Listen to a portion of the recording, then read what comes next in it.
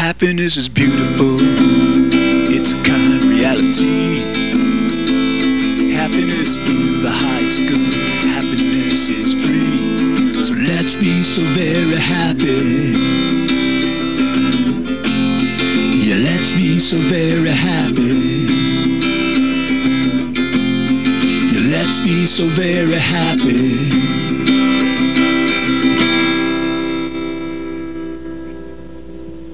Welcome to the Happiness Show. This is George Ortega. I'm here with Claudia Basson and Nevin Roby, and we're here to talk about happiness, because happiness is, always has been, and always will be the point of it all. Absolutely. Today we're going to be talking about happiness and mindfulness meditation, and we have a very special guest. Paula Caracappa established the Center for Self-Empowerment. She's a recognized leader in teaching and facilitating contemporary Western meditation, and she teaches the 8-week mindfulness meditation program at the Northern Westchester Hospital Center for Health and Healing. Paula, welcome back to the show. Thank you, George. Paula. Good to Welcome, be back. Paula. A new host since the last time I was here. Fantastic. Great. Okay. Thanks for having me. Sure. Yeah, because remember last time you were here explaining how living in the present is so important to our happiness. So this time we're going to explore mindfulness meditation. But before we get into that, can you just explain to the audience a bit about your work? Yeah, I would love to. I'm a holistic practitioner, and what I do is to help people be the best they can. That means body, mind, and spirit. So I work a lot with the mind and its connection to the spirit and to the body. And one of the things I do is Reiki, which is a form of energy healing. I'm a Reiki master teacher. Yeah, feel the energy of the body and work with it. Yeah, it's great. It's great. You know, we think the body ends here, but it doesn't. It doesn't. So what is that, energy that it's comes energy, chi or prana. And Reiki is very much about bringing energy from a universal source into the client for healing. And again, healing on the body, mind, and spirit level. Even though we're working ostensibly with the body, it really affects the mind and spirit also. And I'm also a certified polarity practitioner, which is another kind of energy work, and that's about balancing the energy. Where Reiki is about bringing in energy, polarity is about taking the energy that's here that is often like out of whack, because we're always a little out of whack. Well, so what makes us out of whack? Balancing it. You think? Our lives, our stressors. So stress changes our polarity. Absolutely, absolutely. Is there a way polarity should flow? A certain direction, Ideally, it flows in and it flows out, because it's always balanced. Okay. Okay? And ideally, we would feel physically, we would feel centered, grounded. If you ever take a yoga class. All the time. Okay. Anybody else? Yoga enthusiast? Oh yeah, I do yoga now. You know, if you at the point where you're doing the dead man pose, if you really pay attention to your body, there's a really good chance you'll notice one side feels very different from the other. I feel like I'm levitating when I do that pose. That's good. That's good? That's a great thing. Okay, I thought I was but tune into the idea of the dual sides of your body, and you may notice that one side feels very different. The right side being what is commonly known as the male side, the doing side, the linear thought side. The left side is the female side, the intuitive and receptive side. Is that what you may sense one is bigger than the other. My left breast is bigger than my right. Is that anything? There you go. The right one's the man one. That should be smaller. I get it. That could be. That makes perfect sense. I think what a lot of people find in this world is the right side is often depleted because we're doing so much. I mean, mostly right-handed. Does that have anything to do with it? Because that's the doing side. So it makes sense that it's the right side. And because we do a lot, you know, most of us, especially those of us that are in private businesses, our workday is very often 10, 12, 18 hours. It's not unusual to work in 7 America. days a week over and over again. So lefty's less depleted? The doing side is often depleted. Now, it might be, but it might be different. Let's say the female side of anybody, the nurturing side, if you have a child that's ill or a parent that you're taking care of who's elderly, your nurturing, giving side might be depleted because you're spending so much of your energy on that other person. Very interesting. And where you can really, I think of yoga as the place to tune into it, because we are so in touch with our bodies when we're doing yoga, and when we're still, think about doing that the next time you take a yoga class and you're at that still point at the end. Just notice whether one side feels stronger, bigger, more expanded. See if the other side feels a little bit collapsed. That's the sense that I get of it. Let's do so some. That's the energy work piece. Let's do some right now. Let's get George to lie in this little tiny table and feel position. Yeah, we're going to do a show on yoga positions. So there's one I do that's like called the knee to ear position, where you roll up in a ball, and your knees are really on either side of your ears and all. It's kind of like being totally, it stretches out the back so great. Releases your back. Oh, it's so good. Releases everything in the back. All right, well, let's get to the mindfulness. Here we go. All right, so that's the energy work. That's cool. And a piece of what I do is also meditation, and that's really what we're here to talk about today is mindfulness meditation. Right, all right. So explain to our audience, what is mindfulness as a concept? Mindfulness is about awareness. It's being here. It's being aware of what's happening right now. And very often, we're not aware of what's going on. We're thinking about what we're going to say next, very much the living in the present conversation we had last time. Or we're thinking about some previous experience that has happened in our lives. Or if we are in the present moment, we may be focused on only one aspect of the present moment. So mindfulness is being aware of where we are, what's happening, being really tuned in, having an awareness. That's of all the deal, things being in that present environment, Exactly. not just what you're going to say and what's going on, but all the aspects of the environment. So that's many levels. On many levels. Sounds so stressful. Think about It's too much to juggle. think about just the physical aspect of it. Okay. You know, tuning into our senses, being aware of what's coming in through all of our senses at a given moment, and also being aware of the mind, being aware of the spirit, being whole. You know, it's very much about being complete and being present. So that really is what being mindful is. And you know, if you think about it, how often are we mindful? And how often are we scattered? How often are we not here? How often are we someplace else? Usually So being 42nd and Broad.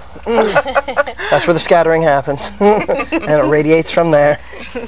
Right, so if someone is really kind of not hypervigilant, but really not self-conscious, but really so aware of what's going on around them every second, and we find that to be, sometimes people might say that person's like tense, maybe they're just being mindful.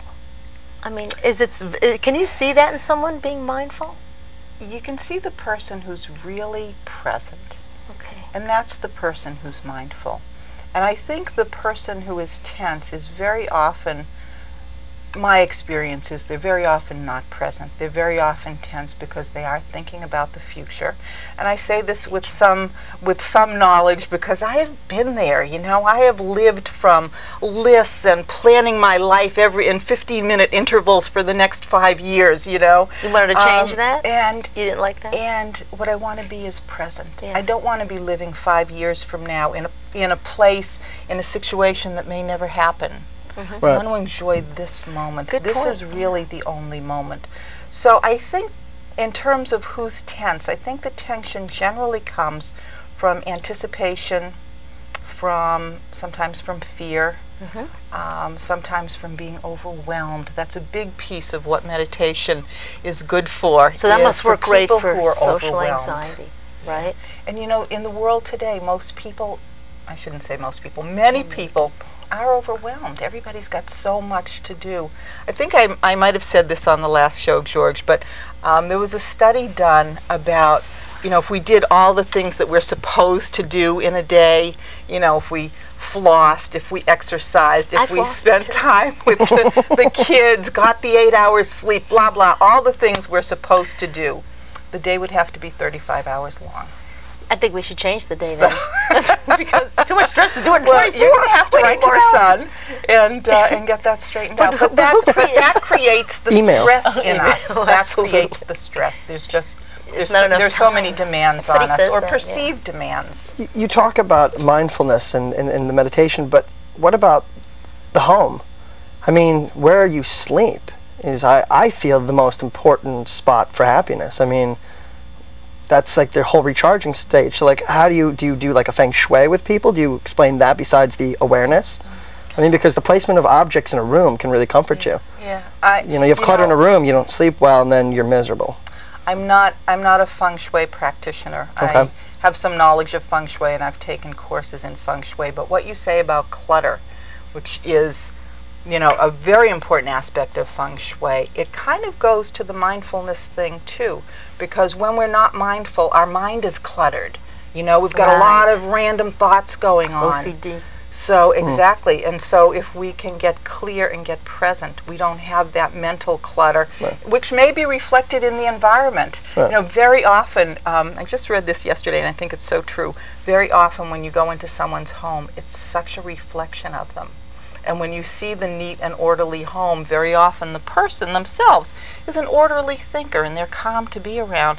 When you see the house that's chaotic and there's piles of newspaper and, you know, whatever all over the house, very often that's the person's state of mind too. Feng Shui is a very interesting topic for another We should show. do that. I love when she touches you. I love when she does. She I love George. She's giving I love energy. George. Just Good. being Feels with good George when she makes me Every happy. time she does it, all I You're can think missing about. out. We should switch. It's okay because I'm actually getting the energy from her. I'll give it right to you It's when kind of she like Chevy gets it. Chase and Pass it along. Caddyshack, you know. There we go. No, no, no, no, no, no, no. Group Well, Reiki. Can you do group Reiki? You can do group Reiki. There are Reiki circles, but meditation, one of the things about getting back to meditation, and we'll get back to mindfulness meditation, but meditating in a group. You know, a lot of people have difficulty meditating on their own. They get lost. They intend to meditate, but then they're thinking about what they're cooking for dinner or what movie they're going to see Saturday night. But meditating in a group, often there is an energy that kind of supports the person that's a little bit lost or having difficulty with the discipline of it. Meditating in a group does have a wonderful energy to it that I recommend. I run a couple of groups every week, and the people who participate really enjoy being part of the group. I agree completely. I've been meditating on my own for years, and then about a couple of months ago I started meditating with a small group doing Zen meditation, and it's a very different experience. I mean, it's kind of like we draw from each other's energy on that. Exactly. There's a group energy there that's pulling you all in and supporting you. That is cool. It is We very should do cool. it. Larry, do you meditate? Only when I'm sleeping. We just wanted to let you know today we have our first live audience of Happiness Show. Only when he's sleeping, he said he meditates, Larry. You're in so much trouble when we get off this stage. And we want you to enjoy our live comments from our live audience today. We're going to have dead audience as well at some point. You have to clap when There's you a hear a type comment of there's you a like. type of meditation though that Claudia and I have experienced. I don't know if you have musically, but in front of a crowd playing live, there's energy flowing there that improves. I mean, bands that I've been in the past, we'd practice 3-4 times a week, couple hours, you know, each day. We'd get energy from one another. But then it came a live show, and it just leveled up our talent and ability just due to the fact of the crowd. It's like It's a different brain energy. chemistry, Well- right? You just get pumped with all this adrenaline. It's just such Yeah, but adrenaline is something that's just a quick shot. You know, I mean, if you're going to play 3 hours, I mean, like maybe when you it used to play. sustains it. It could be. That could be Maybe it. with all that interaction and all of the cosmic flow of energy coming from the audience, it Just as the drug. keeps infusing I guess you can't get rid of drugs and rock and roll then. I think you're very much talking about a kind of mindfulness meditation, because many activities can be meditative. Many activities. You know, what I do with the group is sitting, and I go through a series of visual images for them and breathing, and we get to a still place where they can be with themselves and be very tuned into the moment. What you're talking about musically is the same thing. It's being very tuned into the moment. Not really, you're not in the past or the future in that moment. Right. You're right there with the music, with the crowd, with the energy of the crowd. That is very much And the what sonic energy. mindfulness is about. You know, music itself, the sound waves, right. different frequencies, you know, do different things to our bodies. You know, I mean, Energy is Stuff. vibration. Yeah. Everything is vibration. So except light. absolutely. There's no vibration in light. That's an energy that has no vibration. Mr. Scientist, thank you so much for that info. Discovery Channel. That's all I can say. Very good. Discovery I like Channel. Survivor Man myself. Yeah. Okay. Wait, so is there energy then in Reiki when you work? That fascinates me because I like hands-on stuff. Claudia, let's get back to mindfulness. Oh, you're and shutting me relationship. down? I'm shutting you down. Okay, mindfulness meditation. Yeah. So Yes. like, So- let's go. Like we've got these like outlines. Let's do the outlines. All right, we'll stick Okay, to the here we go. outlines. I'm a bad structure. No, yeah, well, let's do this. So where did the idea of mindfulness first begin? How did that originate? It really goes all the way back to Buddhist meditation. That's really the beginning of mindfulness. And mindfulness, there are different styles of meditation, but mindfulness meditation is about being aware. It's about coming to a still place and then noticing what thoughts pop up. Sometimes people feel like meditation means that you're blank and you're not there, but that's not the case. Mindfulness meditation is about being present. Very often our presence does go to the mind and we kind of lose the body unless we choose to tune back into the body. But it is noticing what thoughts come up. It's not engaging with the thoughts, though. That's thinking, that's problem solving, that's good, but so it's not never what a meditation. cognition. It's noticing. There I am thinking about that ice cream I had yesterday that I shouldn't have had. Oh, okay, I noticed that thought. I let it go. You should always have ice cream. I come back. I should. Ice cream. I come back to my breath. The breath is the anchor, and the breath is the anchor because the breath is a very present moment event. So you're thinking about the breath. So if we stay with the breath, that can be our anchor. We can keep coming back to it. Okay. So we notice the thought. And we don't try to push it away. We don't try to shut it down. We just notice, oh, there's a thought, and we let it. My image for it is to turn it into a cloud and just let it float away. But whatever works for a person, it's just there it is, and let it go and come back to the breath. Another thing in mindfulness, in meditation, very often you see people sitting cross-legged and the spine erect, and that certainly is the right way to do it. Sometimes in that position, we get uncomfortable, particularly if you're not used to sitting that way. So another aspect of mindfulness meditation is to notice the physical discomfort, not necessarily to quickly and mindlessly jump out of it, but to first notice it, to be mindful of, oh, my back hurts, my leg hurts, it's a throbbing pain, it's a gentle pain, it's an extreme, just really notice it. Another aspect of mindfulness is noticing without judging. So while we might notice the different qualities, let's say, of the discomfort, or let's use the breath because that's a little bit more pleasant. If it's good breath, if it's not noticing good breath. whether the breath is deep or it's shallow, noticing whether one nostril is more open than the other or not. Just noticing without trying to change it and without saying this is good or this is bad. So we kind of step back and we become a witness to our own moment in time. That's all part of mindfulness meditation. So is there anything you can demonstrate for us today on tape? It would be a really quiet demonstration to have everybody meditate. I can tell you what a mindfulness meditation session is like with me, and this goes to the issue of being a Western meditator, because the Western mind is so very active all the time. And we grew up hearing, learning, thinking that it's great to have an active mind, and it is. But what we've done is we've made the mind king rather than the spirit king. So there's a little bit of unlearning that goes on here. So what needs to happen in a meditation session with me is that once people are seated and comfortable, we need to get the mind to kind of stop running around. So we focus on the breath. We focus on relaxing the body one section at a time until the body is relaxed. The breathing is deeper. And then the relaxation of the body does affect the mind and the spirit. Go a little bit deeper, sometimes into a trance. We were talking about trance earlier during our lovely pizza lunch. That was yummy. It was good pizza.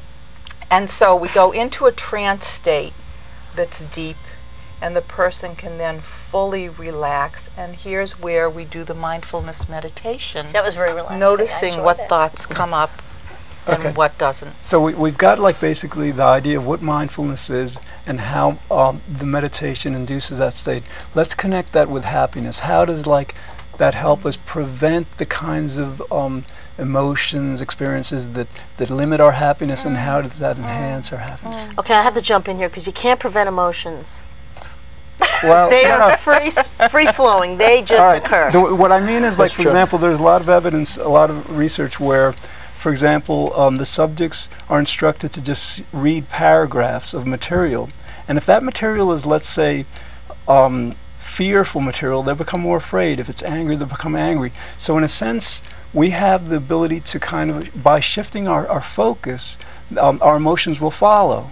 So, and that's what I mean, like mindfulness is kind of like an activity, and through that activity, I think I can answer what you're asking, George, and that is that through the mindfulness meditation, we actually become less reactive.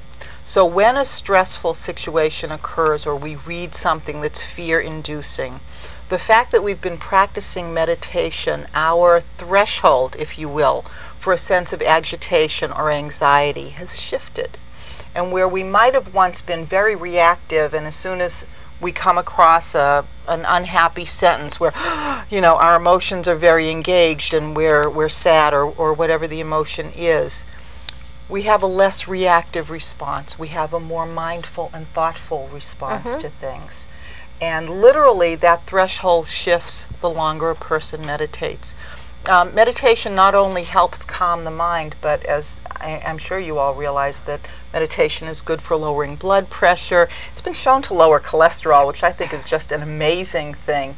It has a positive impact on some conditions that there is no other remedy for, like eczema, skin conditions, which is very interesting. Asthma as well, I believe. Asthma, yes, absolutely. So many physical conditions that, it's my personal theory that they're just aggravated by stress. So the meditation, by lowering the stress level, impacts these conditions in a very positive way, as well as impacting our mood and our ability to be happy. Because obviously if we're very reactive to everything that happens around us, the chances of our having a high stress level, a high anxiety level, is tremendous. So, right, in a sense, so the meditation just kind of like makes us more in control of that base level, so that when things happen, we're not as reactive and we can maintain our basic consciousness.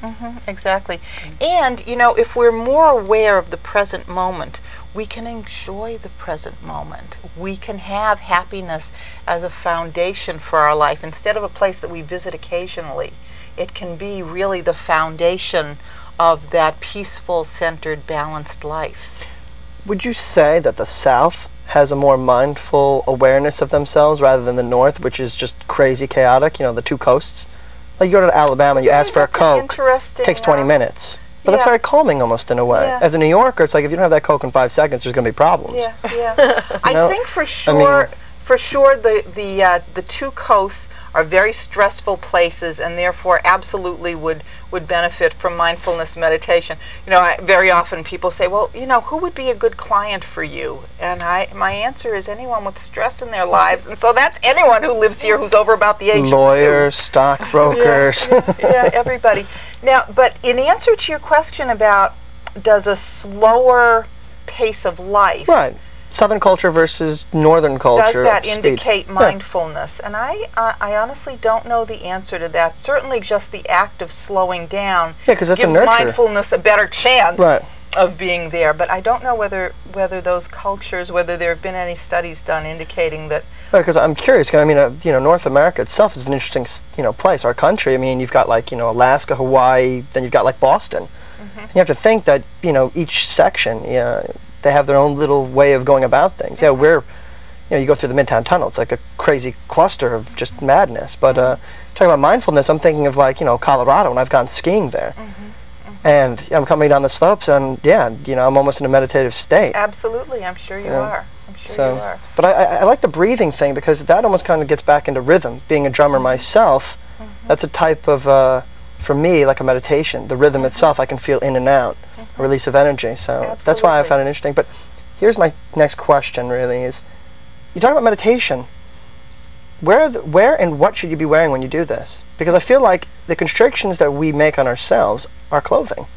So should we be outside on top of a mountain, like, the great Zen Buddhists in If you're in New York, Himalayas? you should be dressed in black, of course. Okay. Absolutely. That seems like a happy color, don't you think, George?